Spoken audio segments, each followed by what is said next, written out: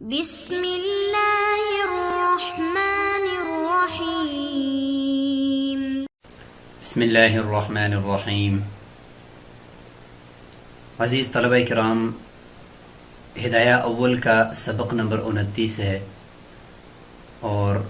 آج ہم اس سبق میں باب الحیض والاستحاضہ اس کو شروع کر رہے ہیں۔ اس میں ہم آج بات کریں گے حیض کی مدت اور اس کے جو کلرز ہوتے ہیں، رنگ ہوتے ہیں، ان کا بیان پڑھیں گے۔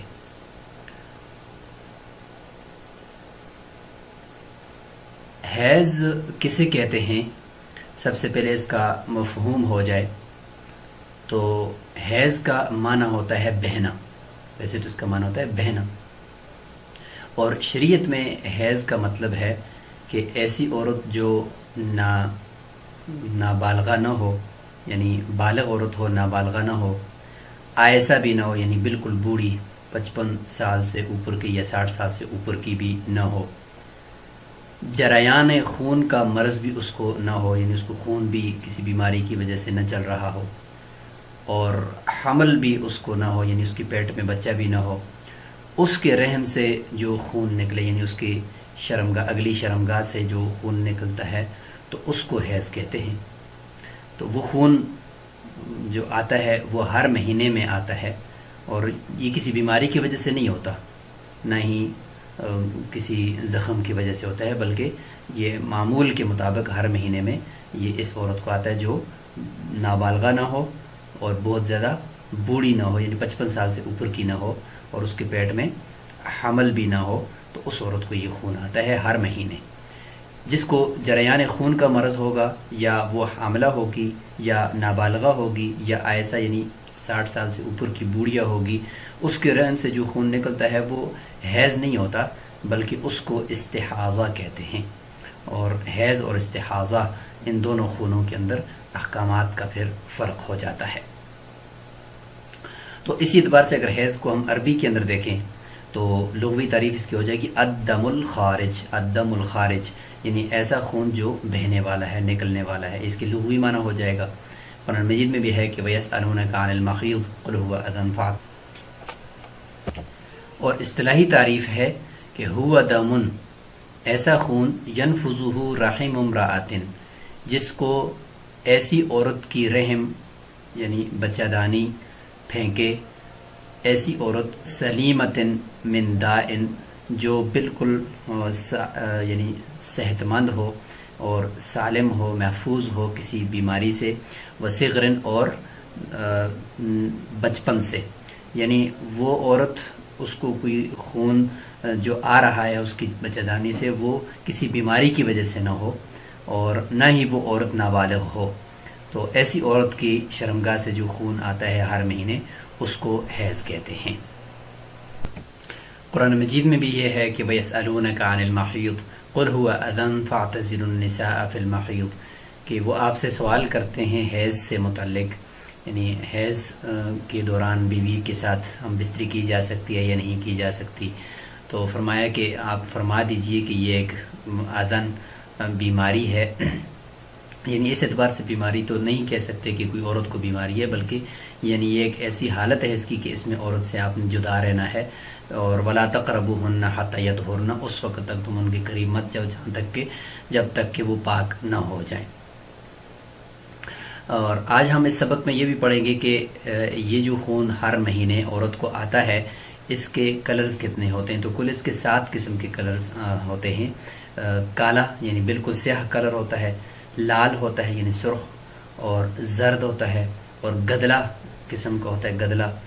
اور اس طریقے سے 5واں سبز رنگ ہوتا ہے، اور چھٹا مٹیالہ یعنی مٹی کی طرف کلر کے مائل قسم کا ہوتا ہے، اور 7واں خالص سفید رنگ کا ہوتا ہے۔ اور یہ خالص سفید جب آتا ہے تو یہ علامت ہوتی ہے عورت کے پاک ہونے کی۔ تو اب کتاب کو باقاعدہ اس سے ہم پڑھتے ہیں۔ باب الحیض والاستحاضہ،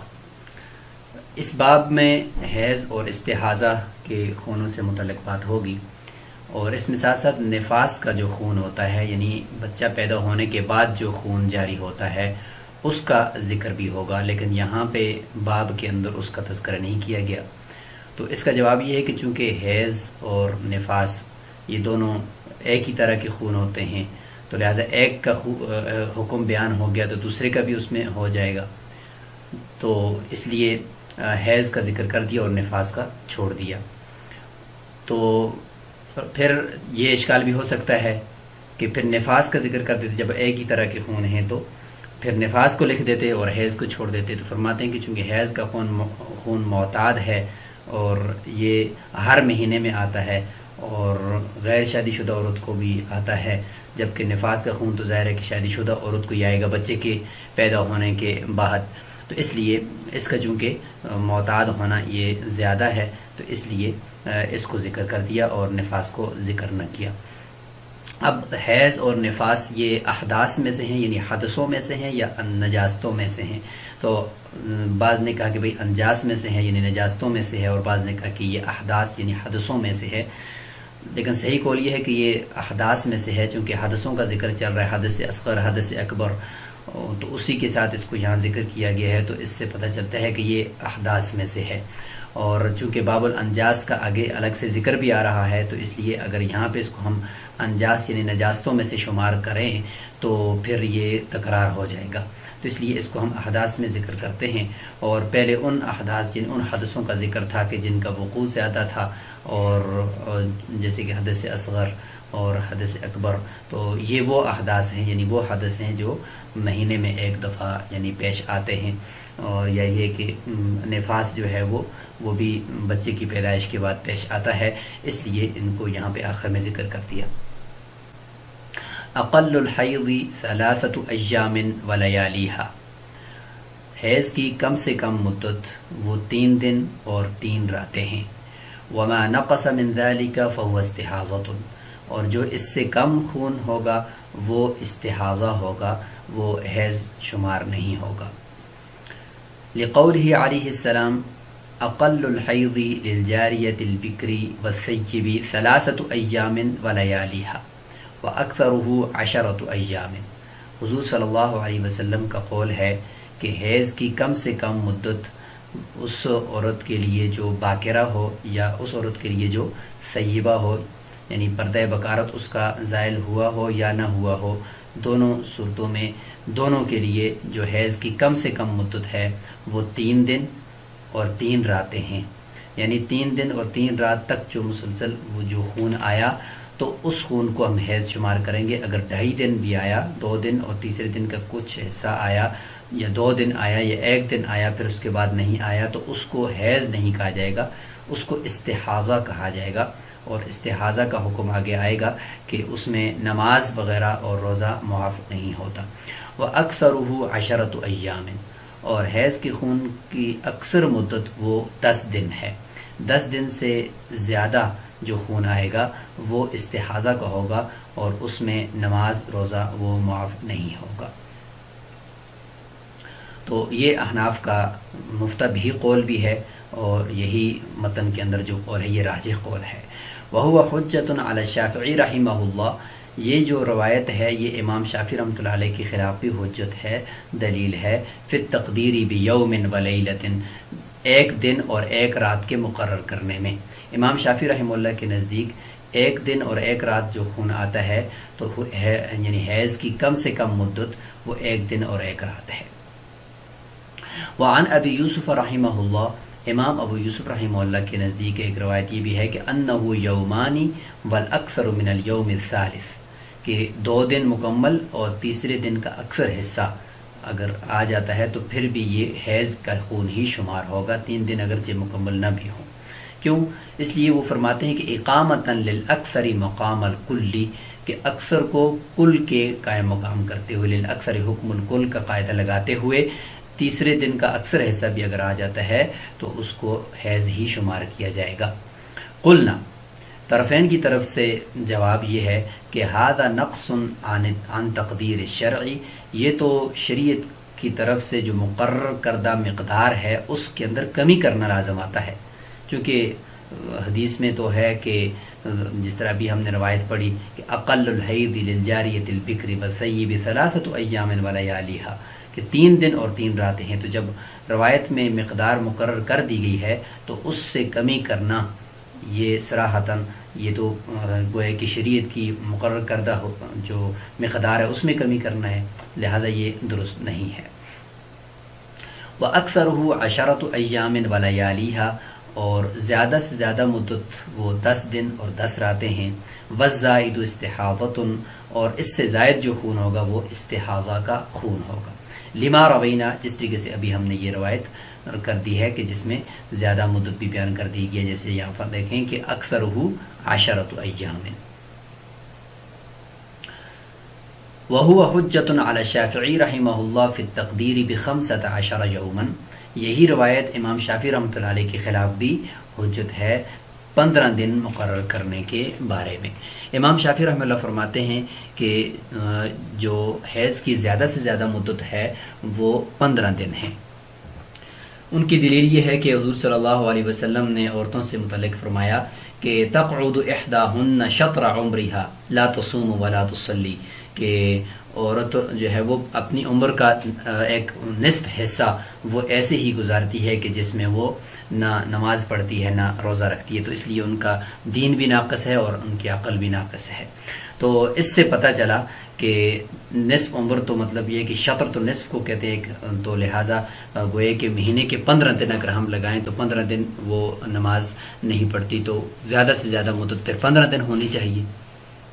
اس لیے امام شافعی رحمۃ اللہ کے نزدیک اس روایت سے وہ 15 دن مراد لیتے ہیں۔ ثم الزائد والناقص استحاضۃ، لہٰذا 10 دن سے زائد اور 3 دن سے کم جو خون آئے گا وہ استحاضہ کا خون ہوگا۔ کیوں؟ لأن تقدیر الشرع یمنع الحاق غیرہ بہ، کہ شریعت کی طرف سے ایک مقدار کا مقرر کرنا یہ منع کرتا ہے اس کے غیر کو اس کے ساتھ لاحق ہونے کے لیے۔ لہٰذا جب 3 دن کم سے کم 10 دن زیادہ سے زیادہ مدت مقرر کر دی ہے، لہٰذا اب اس کے علاوہ کسی مدت کو اس کے ساتھ مقرر کرنا یہ شریعت کی یہ مقدار اس کو روکتی ہے، منع کرتی ہے۔ وما تراه المرأة من الحمرة والصفرة والقدرة في أيام الحيض حيض حتى ترى البياض خالصا، یہاں سے حیض کے جو کلرز ہیں جو ابھی ہم نے ڈسکس کیے وہ 7 کلرز اور 7 رنگوں کا تذکرہ ہوگا۔ فرماتے ہیں کہ جو عورت جو خون بھی دیکھتی ہے، یعنی سرخی یا زرد یا گدلا حیض کے دنوں کے اندر وہ سارے کا سارا حیض ہی شمار ہوگا، یہاں تک کہ وہ خالص سفیدی دیکھ لے، خالص سفید خون دیکھ لے تو یہ اس کی پاکی کی علامت ہوتی ہے، وہ حیض نہیں ہوتا۔ وقال ابو یوسف رحمہ اللہ، یہاں پر امام ابو یوسف رحمۃ اللہ علیہ کا اختلاف ہے گدلے یعنی قدرہ یعنی اس گدلے خون کی سے متعلق۔ وہ فرماتے ہیں کہ لا تکون القدرۃ حیضا الا بعد الدم، کہ جو گدلا خون ہوتا ہے وہ حیض کا خون نہیں ہوتا الا یہ کہ وہ خالص خون کے بعد آئے تو پھر وہ جو گدلا خون ہے وہ حیض کا شمار ہوگا۔ اگر خالص اور صاف خون کے بعد نہیں آتا تو پھر وہ گدلا خون جو ہے وہ حیض شمار نہیں ہوگا۔ دلیل ان کی کیا ہے؟ دلیل ان کی یہ ہے کہ لأنه لو كان من الرحم لتأخر خروج القدر عن الصافی، کہ اگر یہ گدلا خون یہ اگر رحم سے آ رہا ہوتا، چونکہ حیض کا خون تو آتا ہی بچہ دانی سے، یعنی جہاں پہ بچہ بنتا ہے عورت کے پیٹ میں اسی جگہ سے ہی آ رہا ہوتا ہے، تو لہٰذا اگر یہ رحم، اس کو رحم کہتے ہیں، تو لہٰذا اگر یہ خون رحم سے ہوتا یعنی قدرہ خون رحم سے ہوتا اور حیض کا خون ہوتا تو یہ پھر لتأخر خروج القدر عن الصافی، تو صاف خون سے مؤخر ہوتا، یہ اس کا حاصل ترجمہ ہے کہ جو گدلا خون ہوتا ہے وہ صاف خون سے مؤخر ہوتا ہے نکلنے میں، تو پھر یہ صاف خون سے گدلا خون نکلنے کے اندر مؤخر ہوتا، پہلے صاف خون آتا پھر گدلا خون آتا۔ جس طریقے سے مٹکے کے اندر اگر کوئی چیز ہو، کوئی مطلب پانی ہو یا لیکوڈ چیز ہو تو اس کے نیچے پیندے میں جو ہے اس کے مٹی وغیرہ یا ملی وغیرہ جمع ہوتی ہے، اوپر سے اگر آپ اس کو انڈھیلیں تو پہلے صاف پانی نیچے جائے گا یا صاف آئل سمجھنا یا لیکوڈ چیز پہلے صاف جائے گی، پھر پیچھے آخر میں گدلا آئے گا. تو یہاں پر بھی ایسا ہی ہونا چاہیے کہ صاف خون پہلے آئے اور اس کے بعد پھر وہ گدلا خون آنا چاہیے، جبکہ یہاں پر اگر وہ صاف خون کے سے پہلے آیا ہے تو پھر وہ گدلا جو ہے وہ حیض نہیں ہوگا. اگر صاف خون پہلے آیا ہے اس کے بعد گدلا خون یعنی آخر میں آیا ہے تو اس صورت میں امام ابو یوسف رحمۃ اللہ علیہ کے نزدیک بھی یہ حیض شمار ہوگا. البتہ شروع میں عورت کو اگر گدلا خون آ گیا تو امام ابو یوسف رحمۃ اللہ علیہ کے نزدیک وہ حیض نہیں ہوگا. لہما طرفین کی دلیل ایک تو نقلی دلیل ہے، وہ حضرت عائشہ رضی اللہ عنہا کی روایت ہے کہ وہ فرماتی ہیں کہ یعنی جعلت ما سوال بیاض الخالص حیضا، حضرت عائشہ رضی اللہ عنہ نے خالص جو سفیدی ہے اس خون کے علاوہ تمام جتنے بھی کلرز کے خون تھے ان سب کو انہوں نے حیض شمار کیا ہے. آپ کی طرف عورتیں کرسف بھیجتی تھیں جن کے اندر وہ حیض کے خون کے کلرز مختلف قسم کے کلر کے خون ہوتے تھے، تو حضرت عائشہ رضی اللہ عنہ فرماتی تھی کہ ابھی تک جلدی نہ کریں یہاں تک کہ تم سفید خون نہ دیکھ لو. قصۃ البیضاء کے الفاظ ہیں کہ جب تک وہ نہ دیکھ لیں اس وقت تک تم جلدی نہ کریں نماز پڑھنے کے لیے یا روزہ رکھنے کے لیے. تو انہوں نے تمام کے تمام خونوں کو، چاہے وہ گدلا ہو یا مٹیالہ ہو یا زرد ہو یا سرخ ہو، سب کو حیض شمار کیا ہے. ایک تو یہ نقلی دلیل طرفین کی. دوسری وہذا لا يعرف الا سماعا،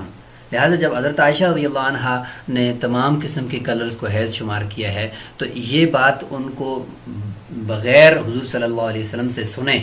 وہ معلوم نہیں ہو سکتی، لہذا پتہ چلا کہ انہوں نے کہیں سنی ہے اسی لیے تو وہ فرما رہی ہیں.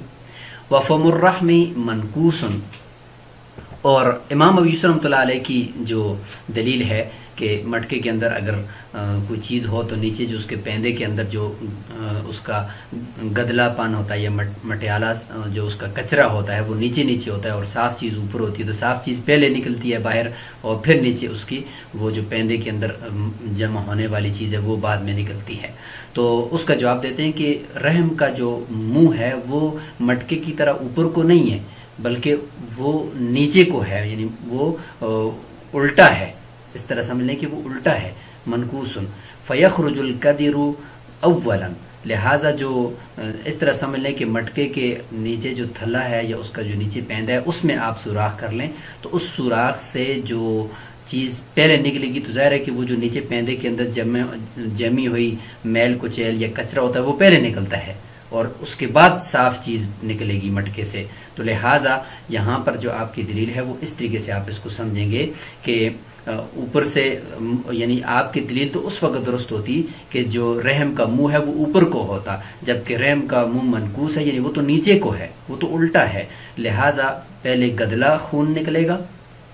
ٹھیک ہے، پھر اس کے بعد صاف نکلے گا. لہٰذا اگر پہلے بھی گدلا نکلتا ہے صاف خون سے پہلے بھی تو پھر بھی وہ حیض کا خون ہی ہوگا. کل جرتی، جس طرح مٹکا ہوتا ہے کہ اذا ثقب اسفلها، کہ اس کے نیچے والے حصے کو یعنی اس کے جو پیندا ہے اس کا جو تھلا ہے اس کو کے اندر سوراخ کر دیا جائے تو اس سوراخ سے سب سے پہلے گدلا ہی خون نکلے گا، یا گدلا جو اس کا نیچے جمع ہوا میل کچیل ہے وہی پہلے نکلے گا. تو یہاں پر بھی ایسا ہی ہے. وَأَمَّا الْخُضْرَةُ، جہاں تک بات سبز یعنی گرین کلر کے خون کی ہے تو گرین کلر کا ویسے خون ہوتا نہیں ہے. اب جب اگر عورت کو حیض کے دنوں میں آ رہا ہے تو اس کو ہم کیسے شمار کریں؟ فرماتے ہیں کہ اس میں ہم دیکھیں گے کہ فصحیح، اس میں صحیح اور مفتبی قول یہ ہے کہ ان المرأة اذا كانت من ذوات الاقراء، اگر عورت حیض والی ہے، حیض والی عورتوں میں سے ہے تو تکون حیضا، پھر تو وہ حیض ہی ہوگا. اگر عورت حیض والی ہے تو پھر ہم اس کو حیض ہی کہیں گے. تو پھر سوال یہ ہوگا کہ جب حیض کہیں گے تو حیض کا خون تو سبز ہوتا ہے نہیں، تو پھر یہ کیسے ہے؟ تو کہتے ہیں کہ وہ یحمل علی فساد الغذاء، اس کو ہم غذا کے فاسد ہونے کے اوپر یا غذا کے خراب ہونے کے اوپر محمول کریں گے کہ عورت نے کوئی غذا ایسی کھائی ہے کہ جس کی وجہ سے اس کا خون سبز ہو گیا، ورنہ سبز ہونا نہیں چاہیے، لیکن پھر بھی ہم اس کو حیض شمار کریں گے. وَإِنْ كَانَتْ كَبِيرَةً، اگر عورت بوڑھی ہے 55 سال 60 سال سے اوپر کی ہے، لا ترى غیر الخضرا، وہ سبزی کے علاوہ یعنی سبز خون کے علاوہ کوئی دیکھتی ہی نہیں ہے، تو اس کے بارے میں ہم کیا کہیں گے؟ کیونکہ اس کو تو ویسے ہی وہ آئسہ ہے، ویسے ہی اس کو